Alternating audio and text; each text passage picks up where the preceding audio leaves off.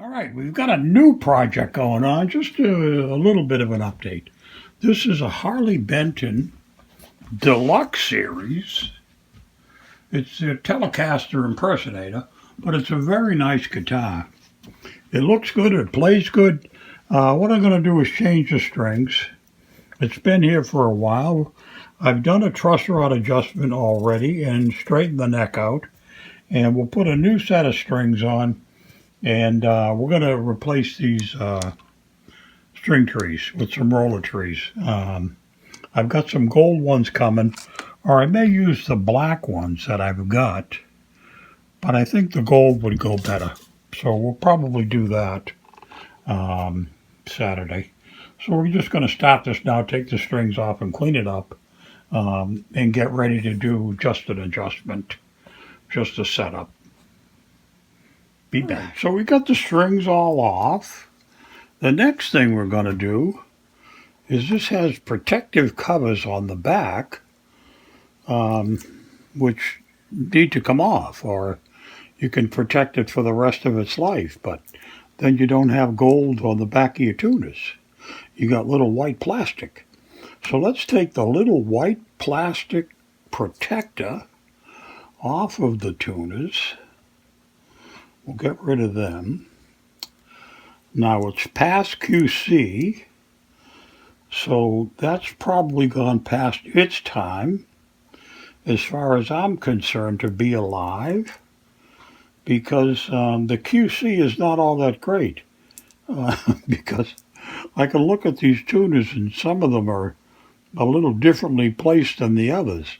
No, they're all loose. They're all loosey-goosey floating around here. So I'm going to consider it as actually flunked QC.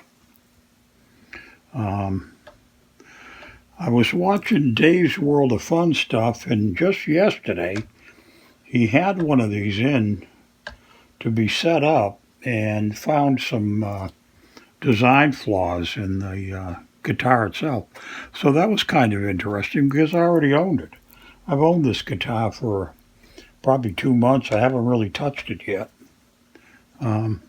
Sometimes I just buy things because I like them and I like the idea of them. Boy, that's a tough QC sticker to get off. And I may remove these other ones here too, because I hate stickers that are just nonsense. And that's, to me, that's what this is. It says it's got a "Don't Throw It Away" label on it. I don't think I'd do that anyway. There must be people in Europe who just throw things away, because otherwise they wouldn't have stickers on there that says "Don't throw it away," I guess. So I'm going to follow their advice, and I'm not going to throw this guitar away. And I am going to throw their stickers away, though, if I can get the dumb things all the way off. They're kind of sticky now. They've been on for a while. I should have took them off when I first got it, but I never got around to it. So here we are now getting around to things that should have been gotten around to already. And I know you're probably not too thrilled with watching me play with the stickers, so we'll stop that. Now I've got a screwdriver in my hand, and I'm going to try to line these tuners up as best I can, and then tighten down the screws from the front here, or I mean from the back of these tuners, and get them nice and snug, because they're all very loose. And when the tune is loose, it doesn't give you a stable string position, so you may go out of tune a little bit easier than you might want to. Not that anybody wants to go out of tune. You kind of tend to want to stay in tune. So let's flip this over now. And I think it's probably a 10 on here. And we'll tighten up these front screws. Yeah, these are all wiggling all over the place. So we got that. And we'll get these all tightened up, because they are a 10.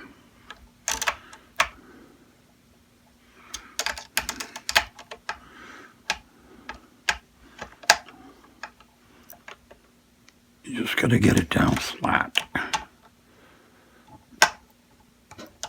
doesn't slip. There we go. Okay, so that's the end of that game. So that's basically what we're going to do here for right now.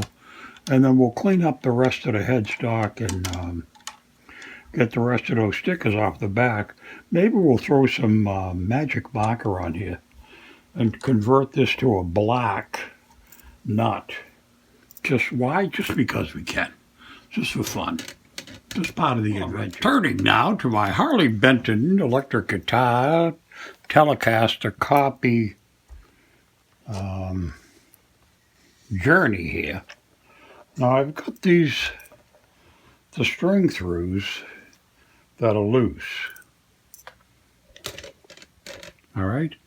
And I'm going to find a way to tighten them up. And what I'm going to do is use some tape that we normally use. Oh, the elastic is all stuck. That we normally use for insulation for the guitar. I'm going to use that to make some little, to thicken the end of these so that they'll stay on. And I'll show you how we're going to do that in a second, okay? Be right with you. All right, so like I started to say, we're going to use some shielding tape to bolster up these little bullets, the grommets that go in the back of the guitar, to protect them from getting damaged from the strings. So what we'll do is measure about how thick a piece we want, and then we'll cut a strip of about that thickness,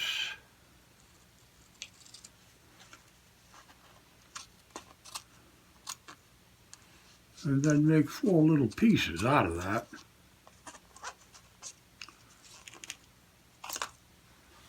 To go around here and just make this a little thicker. Now this stuff won't shrink or move or get ugly, so we're going to do this.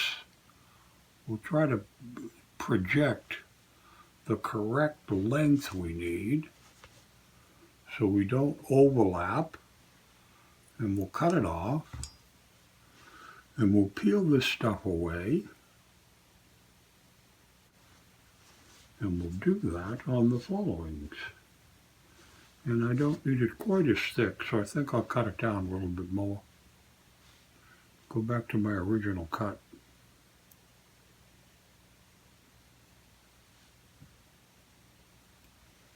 And you know what I think I'm going to try to do is to leave this as one length and wrap it and then cut it off. So it gives me a bit of a handle for it too. You can try to cut it off more smartly, as they say in the trade. See any of that?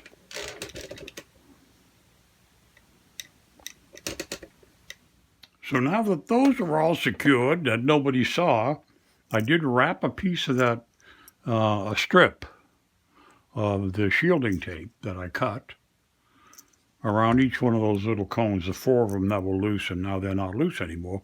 But you didn't see any of that in the picture. And I can't redo it again because I ain't redoing it again. All right, the next little stupid thing is I'm going to finish taking these stickers off. I peeled the paper part off, but there's still some adhesive left behind. So I have this stuff that we use at the hospital to remove adhesive from dressings or bandages that have been left on. And this is good for getting rid of adhesive, I think. So we're going to try to get rid of this adhesive residue on the back of the guitar stock on the head, so it ain't there. So we'll rub some of this stuff in, and then we'll rub it with our fingernail and see if we can't pick up what's left and be done with that. So that's actually worked pretty well. That's one thing in a row. It's gone well. So we tightened up the tuners.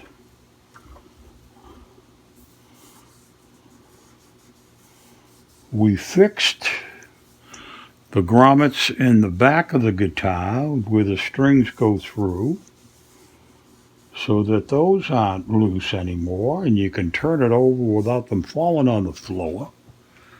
The next thing we're going to do, I think, is maybe clean up the whole body of the guitar while we've got all the strings off, putting the new strings on, and I got string trees to replace there on the front, and they came in the mail. That's what's delayed this project a little bit.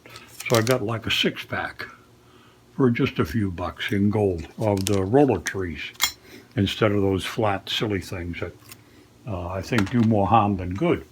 So we'll get to that in just a second. All right, so now we're going to do a little cleanup here. Let's zoom out again.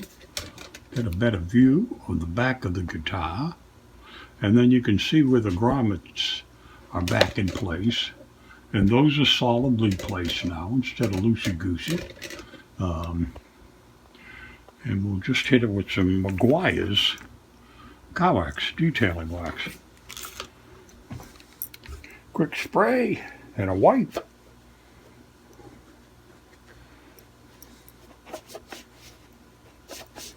And we'll wipe away all the fingerprints and all the dust and nonsense that's been on this guitar since it's been hanging around for a while. I was watching a video on Dave's World of Fun Stuff, and he just happened to be the other day working on this guitar and came across a design flaw that he pointed out that I never even noticed, of where the strings come across the bridge on the front.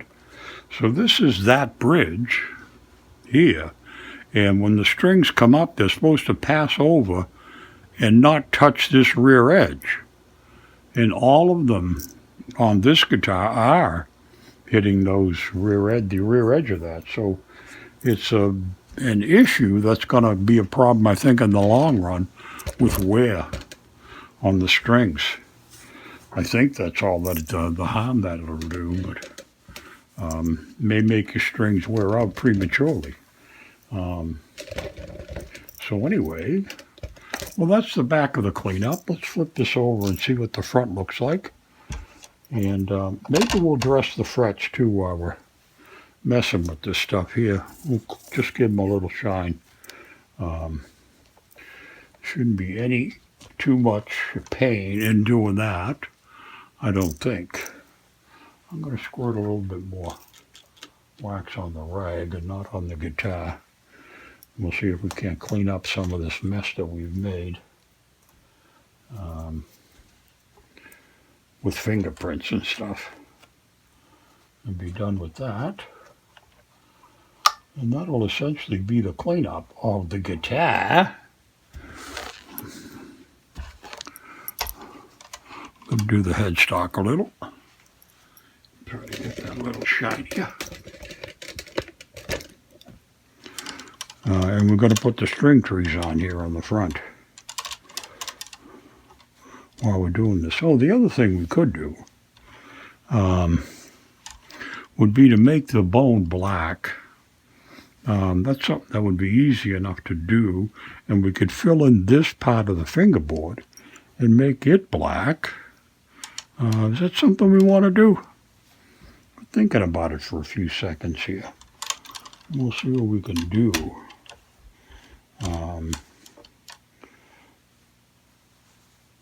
I don't know, no extra charge. We could go to a black bone. Maybe we'll do that. So let me get some tape. We'll mask it off, and then we'll hit it with a marker. Well, so now what we've done is we've masked off the sides and the front, and we're going to fill in this part of the fretboard with black if we can. And we'll do the bone black, and we'll do that front edge of the fingerboard to black, so it'll look like it was all black from the outset. I got to get a different marker, one with a flat edge. I don't like this one. Oh, here's the flat edge side over here. I opened the wrong side. So let's find our flat edge, and we'll go flat. Just stuck my finger in it. Alright, we're going to do the bone to black. And we're going to do this edge to black. And we're going to do the sides to black. You can't get some marker into the string holes, and have that all be done. It's pretty good, I think. I think that's pretty good. I think I've got a fine tip marker. We'll see if that'll do any damage in there. I really don't. Not getting any more in there than there is. And that's fine. That ain't a big deal. So we'll let that dry for a few minutes. We might as well, while we're here, move up and do the string trees and get those guys in. I've got these screws, but I have the original ones also. And I may take that, and it'll be the correct size for the hole. You know, because this one's a little bigger and a little longer. And I don't necessarily want to go bigger or longer.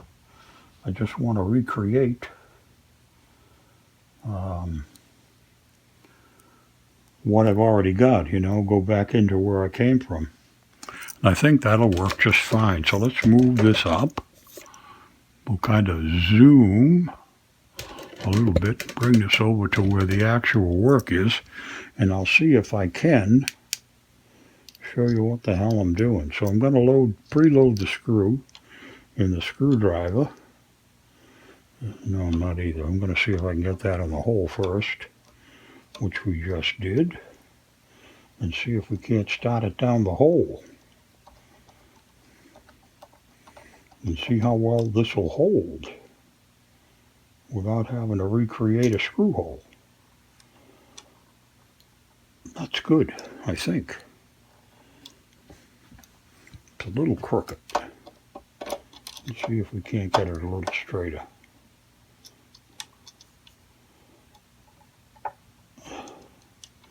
Now it's a little crooked the other way. Now it's almost seated. There. Okay, so we're going to go back and get the other screw. That was the original.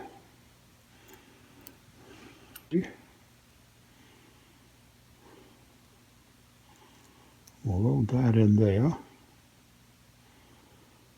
and reuse the same screw that we took out, because it's like pre-drilling it to exactly the correct dimension. Smarter, not harder. That's good, Steve. That's very good. Okay, great. Instead of these little flat guys they have in there, these things don't do anything but cause a rub, and don't do any help at all. So that's the new string trees. Those are in. So we got a little bit of wax on here that we had from before. The black part now should be dry. We can take that off, and then we can seriously consider putting our new set of strings on. We've got these hybrid 9 slinkies that are going to go on. And we'll shut off the light, save electricity in our batteries. We'll be right back and we'll do strings. Take that tape off, and we'll see what that looks like. See how that worked out. And it's looking like it worked out good. There you go. So we've gone from a white bone nut to a black bone nut to try to stay in line with the style of what we're creating here. Pretty good. We're seconds away from strings. Oh, maybe I'll clean up the frets. Maybe we'll do the frets here. Polish them up with a piece of sandpaper. make them look better. What the heck, no extra charge. Let me get a sanding block and we'll do this in one fell swoop and make it simple. Maybe we'll dress the fingerboard with some oil. All right, now I've got a sanding block that I'm ready to hit. What the heck would I do with my wide tape? I got a wide roll of tape. Here we go. And what we'll do first before we do that is just to protect the pickups from not getting any metal flakes on them. So we'll cover the pickups with some tape. No extra charge for that. And then we've got a nice little sanding block that's flat and it's long. So as I sand down the length of this, it's not going to run over onto the fretboard at all. So we just put a good even pressure across here, and we can wiggle down and polish up these frets very easily. I got a little bit of edge over here, so we'll hit the side also and try to get rid of that sharp fret edge. While we're doing this, since you're here, you got the same piece of equipment you need to do it. Get it all done in one ding here. And not do any damage to anybody. All we're doing is going over the fretboard. Polishing the frets and getting that all done. So that's that. That's as simple as that, and they look cleaner and shinier. We'll get the vacuum, and we'll vacuum up all the metal flakes so that they're not there anymore.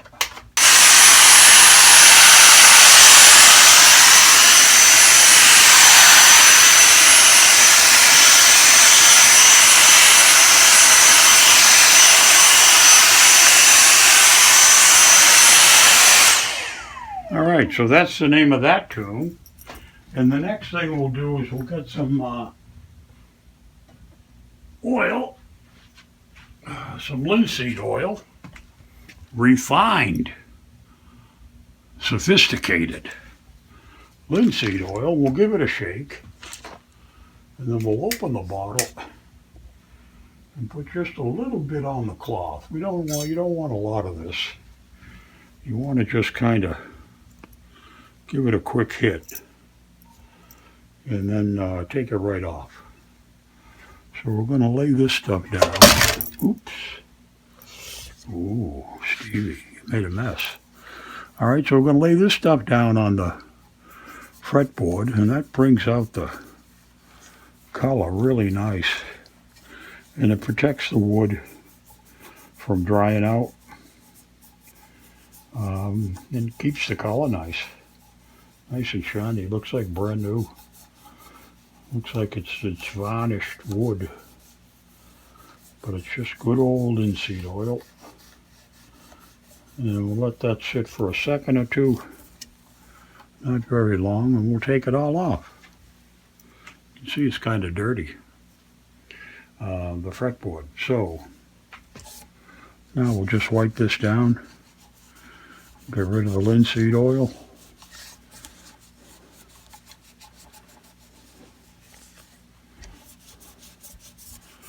Get that all out of there. I'm not sure what this wood is. I'm not sure if it's really great wood or what. This is a low-cost Harley Benton imitation Stratocaster. Not Stratocaster. Telecaster. That plays well, sounds good. It's fairly nicely made, except for the design flaw that Dave pointed out that I never noticed before. I didn't look for it when I first got the guitar. But Dave, from Dave's World of Fun Stuff, was working on one. One of these, the same exact guitar the other day, and pointed out the design flaw because he's a professional with a good eye. And I'm just an old guy with a bad eye. So we're about set there. The other thing is I got a little spot in the hole with a tuning. You're not seeing me at all. With a tuning wrench, where the Allen wrench goes for the truss rod. That's lost some of its color. I'm going to take a magic marker. I'm going to take the other side of the magic marker that's rounded and see if we can color that in so it doesn't show quite as pimply. That's pretty good. It's just a quick fix. Something that wasn't really even wrong. Just, what the hell, you hear? You might as well try to do a bit of a touch-up. All right, so now it's string time. It's almost springtime. The winter, I live in Massachusetts, and the winter this year has been very wimpy. It's kind of like winter used to be when I was in the service down in North Carolina, you know.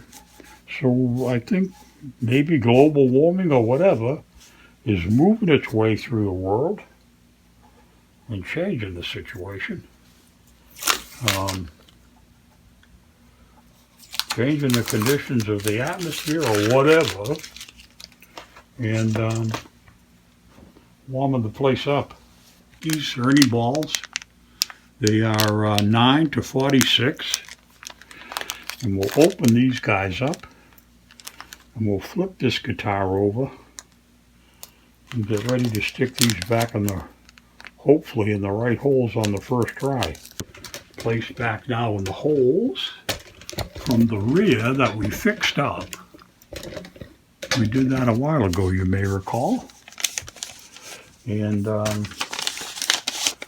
fixed up the holes. So, let's see how we do with these Ernie Ball custom gauge. So we've got to go on that outside one first with the biggest string. And it should just pop through the hole. And there it comes. So there's string number 1 is out. So that's 1 in a row. Now you see the problem that this has is it comes down and makes contact with the bridge saddle. Can you see this? This comes over the top here like that, and it's not supposed to touch in here. But this one, it's not looking like it's going to right now, but it will when we tighten the string up. So it's still going to be the same issue, I think, as it was before. I'm going to run all the strings through the holes while I got it up on its side, and see how we do with this string placement thing.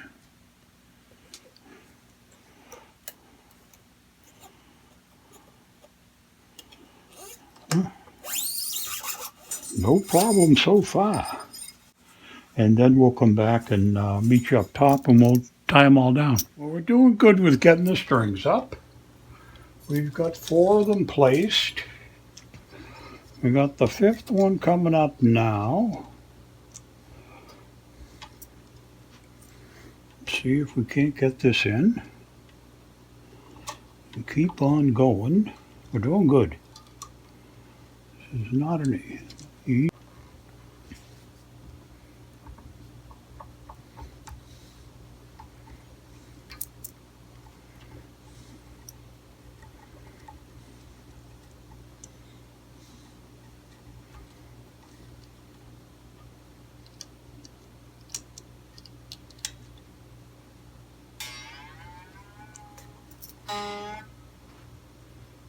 In all of the holes correct.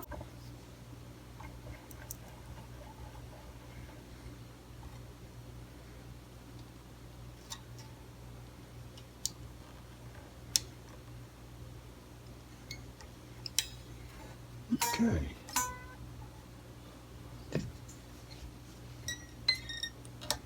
Get that in the right position. Get that one in the right position.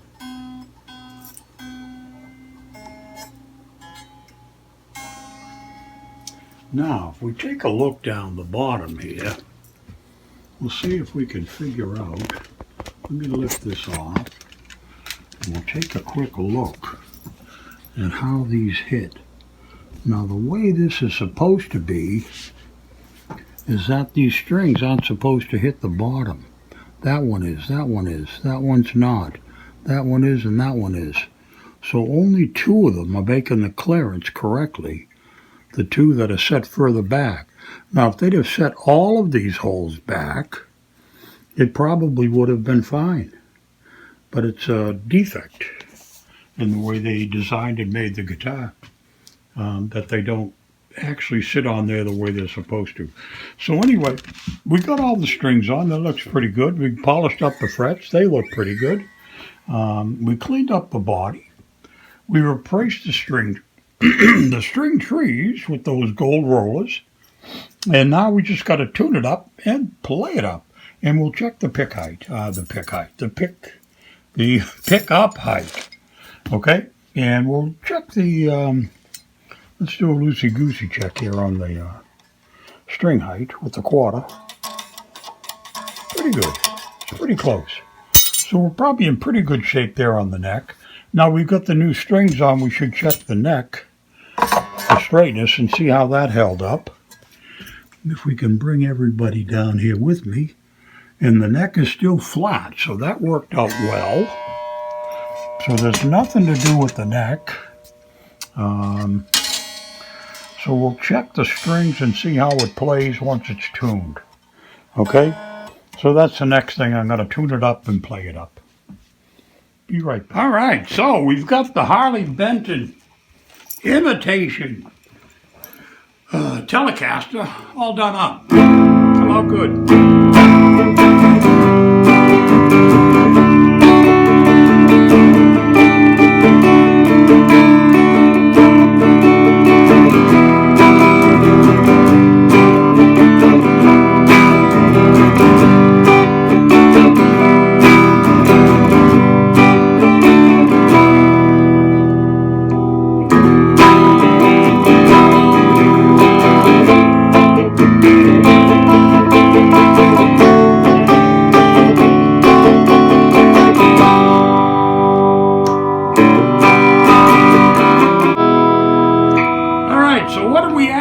Do. We replaced the string trees. We put new strings on. We straightened the neck. We adjusted the string height. We adjusted the pickup height. We polished this up and cleaned it up a bit. I said the string trees, right? So we did that. That's all. Pretty simple makeover. Not makeover, just a basic tune-up and sort of recalibration. It's a nice guitar. Nice guitar from Harley Benton. It does have that one design flaw that David mentioned, where the strings here do hit the back. I don't know that it does any damage to the intonation or to the playing at all. I think it just wears out your strings a little quicker. But other than that, it plays very well. Nice guitar. Not a great guitar, but a nice guitar. Another Harley.